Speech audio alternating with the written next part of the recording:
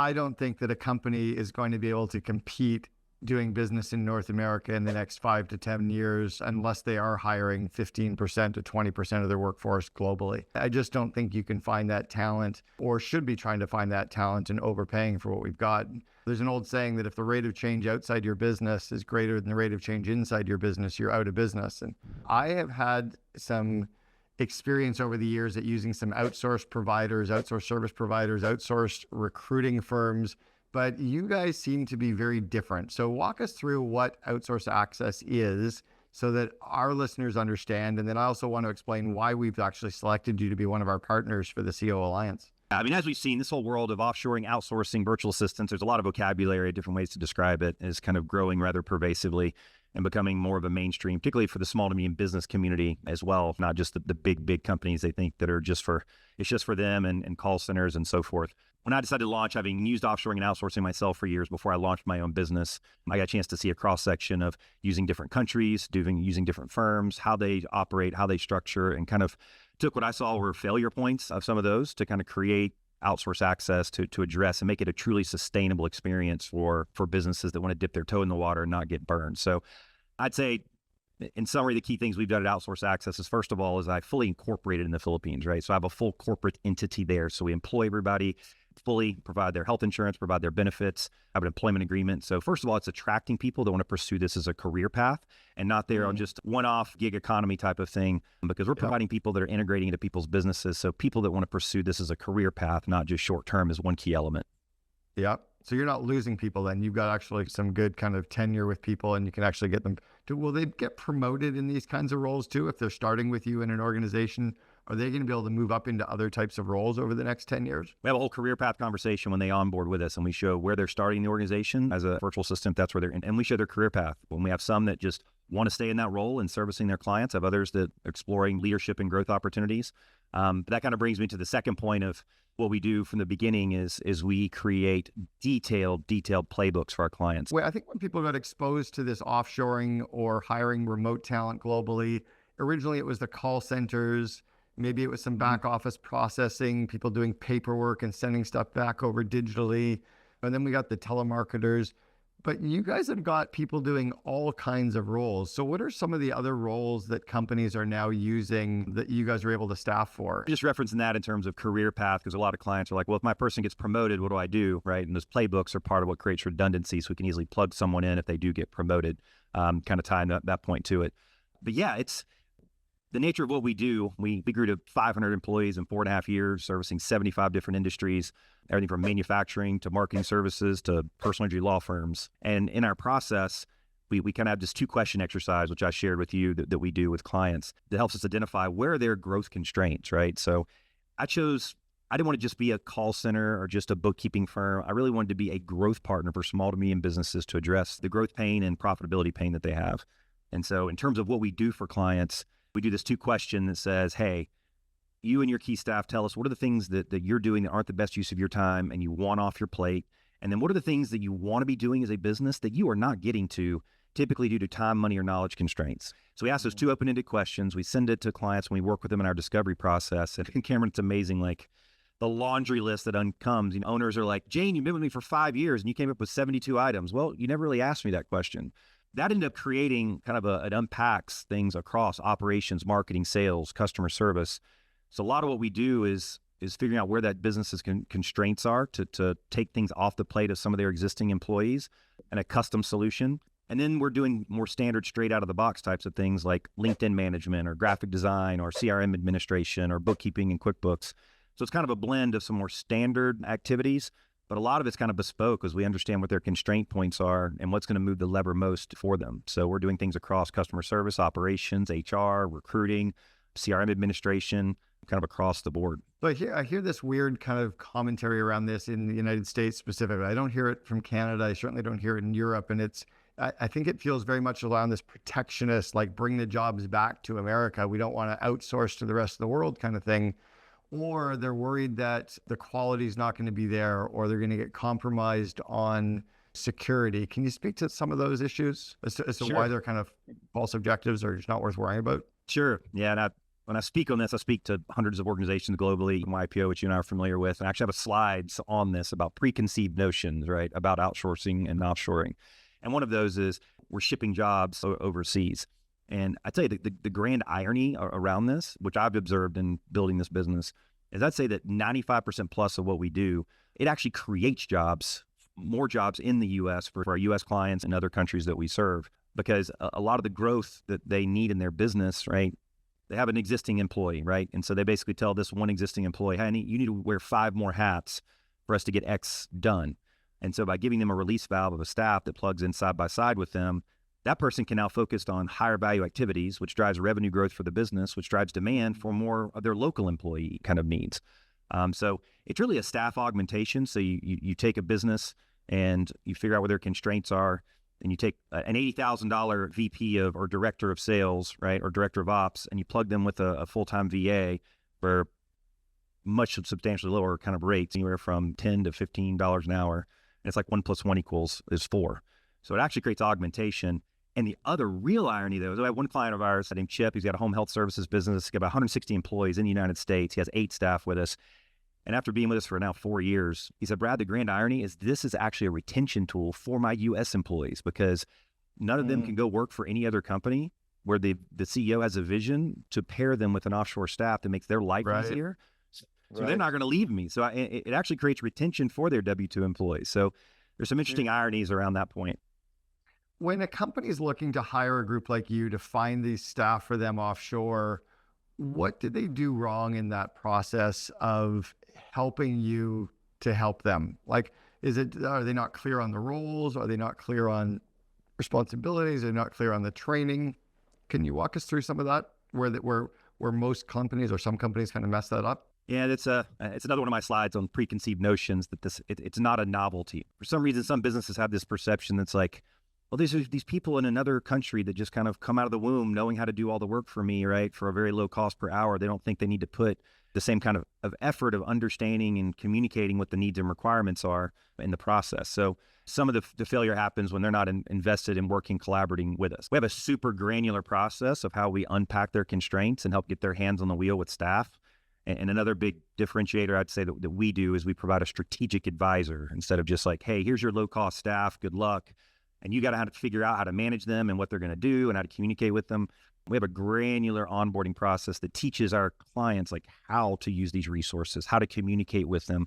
And we're working side by side with them to kind of put their hands on the wheel to create success kind of around it. Because a lot of people, they're not sure how to manage or how to work with these individuals and how to integrate them in. So that is one of the failure points, when people aren't willing to put their effort in to kind of collaborate with us to make this be a success. And I think if you treat them like the ugly stepsister, they're just not going to be the right fit. They're not going to give you the right result. But if you actually do integrate them in, if you send them over your swag, you treat them as you're part of your brand, you incorporate them in your team, you make them feel pride in being a part of your company and your company being a part of their lives, like that's really where you're going to get the results, is it not? Totally. And that's part of what we do in onboarding is we want to be a growth partner in alignment. If you ask any of our clients, they feel like their staff that they have with us is a part of their organization. We get to know their mission, their core values from day one, and we coach them to invest in that with us and our team together. So we're collaborating. And I think I shared with you, I do a series where I go take a flight where I'll go fly to one of our clients in the US. I call it Outsource Access on the Road. I'll kind of do a little video and hire a video firm there and go interview one of our clients. And I just visited a commercial and residential painting business up in Philadelphia. And their staff, they hired one staff with us 2 years ago, just began the journey, right? A traditional kind of service-based type business. And Rika was her name, started in their business, started documenting all their processes was one of the biggest things. In most small businesses, that's an area they don't have. So they document all their processes. Then she started doing CRM administration. Then she started doing graphic design. Then she started doing sales support and logistics. Had such an impact. And they were so thankful for her that all of their employees, local employees in the United States, rated her, their VA in the Philippines, their MVP employee of the entire year. That's great. And are funding to fly her over from the Philippines to visit their office in appreciation for her contribution. So it's amazing. That's a micro story of like how this journey goes that's hard to describe to people sometimes. Well, and I like that your company, so Outsource Access, not only do you help these companies hire and staff their people, but you also ensure that the people that they're hiring document all the processes and SOPs. So if there's turnover, the new person can just step right into that playbook. Is that right? Sure. I mean, that is a number one thing from day one that I didn't realize, like, a lot of companies in this space, in our space, don't do that. I can't imagine being in this business and not doing that. And not doing it. But yeah, day one, we create a very granular playbook that's clarity about exactly the roles and time zones, and which we can talk about as well, role and function. And then every single task that we're doing for that client from day one, we're documenting it in detail, both in written and also doing like screencasting, like Loom or ScreenPal. So it creates this running playbook so that it's a value for that client, right? And we don't do long-term contracts. I mean, we kind of let our actions speak to our performance. But if we ever part ways, they own that from day one, right? And so we're documenting all their processes. And I've had clients tell us, like, Brad, I love our staff that we have with you, but I tell you, another huge value. I mean, I had companies quote me 10 or 15 grand just to document my processes, and you guys have done that for me as part of what you're doing. Right. So There's a value AI tool called Scribe How. Have you seen Scribe How yet? I haven't looked at that one yet. It's a video of the person doing the role, and then it documents it after they've done it. So it literally is an AI tool that kind of creates the SOP while it's being worked on. It's kind of crazy. You guys are like a Mormon matchmaker because these people they work for your company. These are full-time employees of Outsource Access, and they're then a part of this brand, and they're kind of like an employee for them too, right? So how do you get the employee to be loyal to those two wives or husbands or whatever the hell it is? Because that's kind of what it is, right? They got to be two separate sets of core values and cultures, or do you worry about them being so tied to Outsource Access that you really want them to be more thinking of and focused on the company? Like, you're hiring two of our people for us right now. Are they going to be more our employees, or are they going to be yours, or both? It's an interesting business to be in where our staff are part of two organizations, right? As you noted. Yes, and that's when we first started this business, we did like model of some other companies where we would just find the staff for you, right? And then kind of hand them over, and then you kind of managed and worked with them. What we found was that for the majority, that ended up being a failing model because they weren't a part of a culture and a company on the Philippines side, right? And if they were kind of on their own on an island, right, working directly with a client, and that client didn't know how to manage and they weren't providing support, and that person may drift, right, and go find other opportunities and what have you. So I chose, if I was going to get in this business and my reputation was going to be behind it, then I need to go through try incorporating in the Philippines during COVID. That was a blast. But going through that journey of incorporating so that we could hire people as full-time employees, pay their benefits, their health insurance. We actually have the best health insurance in the Philippines. It actually takes care of them and their families because it's a multi-generational type of culture. They take care of their parents and so forth. But it allows us to track the right people. We're fanatical about our core values. We actually have our own magazine in the Philippines called Virtual Success that we publish all over the nation to help us attract talent. We have our own podcast to showcase our talent. So they feel very appreciated, supported, and engaged as part of Outsource Access in our culture. But yes, in parallel, right, they're a part of our client's culture, and we want to know their mission and core values because they kind of live in both worlds. So yes, it is important for both. And here's something else that you're doing that I didn't think was happening at all, but you also can hire very senior talent, like vice president operations, kind of $250,000 a year in the US person. You're hiring them out of the Philippines for 80 grand. No, I mean, there's a whole range of talent that we can source. And some of it's more limited in terms of supply, in terms of where we're sourcing from. But yes, there's higher level types of talent. We haven't typically done sort of like C-suite VP type of placements. So like director, manager level? Yeah, I mean, we had one client that was up to, I think, 85 staff with us. And we actually staffed not only frontline, and they were in the financial services space. We were doing loan documentation processing for them.